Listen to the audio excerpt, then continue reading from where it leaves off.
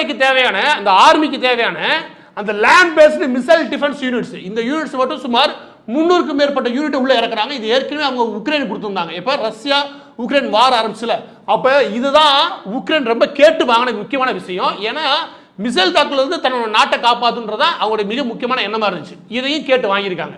அப்ப இது எல்லா மூவ்மெண்ட்டும் அமெரிக்கா யாருக்கு ஆதரவா நகருது அப்படின்னா இஸ்ரேலுக்கு ஆதரவா நகருது. இப்ப இந்த ஈரான் இஸ்ரேல் இருக்கு இல்லையா, இந்த ரெண்டுல எது வலுவான நாடு அப்படின்னா மக்கள் தொகை அடிப்படையில் ஈரான் 10 மடங்கு பெரிய நாடு எது இஸ்ரேலை விட.